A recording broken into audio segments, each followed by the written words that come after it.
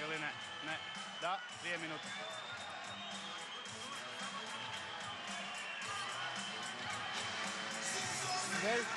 Nevjerovatno, Skolni bi mogao dobiti i disciplinsku za ovo. Dosta si dozvoljava Smetana.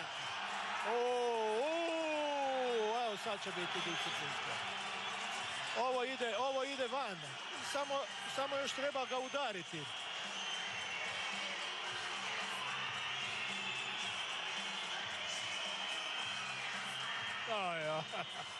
Evo go, razumjeti jednoga profesionalca da si ovo dozvoli.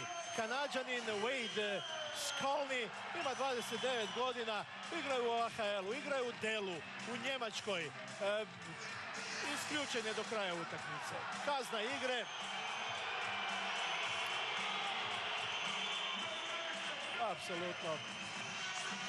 S tim da nisam siguran da je ova postava Jesenica bila na ledu kada je ovo pogledajmo ovdje.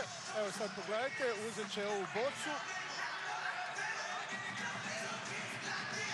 Nije baš pametan. Čudno jedno ponašanje ovakvog vrhunskog profesionalca.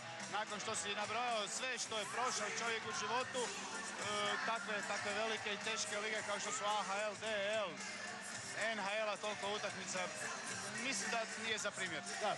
Isto kao što smo razgovarali o Riversu u jednom trenutku, kada je bio ljut na odluku suca, ali ne na ovaj način i bio je puno brže smiren. Ovo je zbilja nije primjereno ponašanje za takvog vrhunskog profesionalca i takvih brojki i takve statistike kakvu ima Skolni.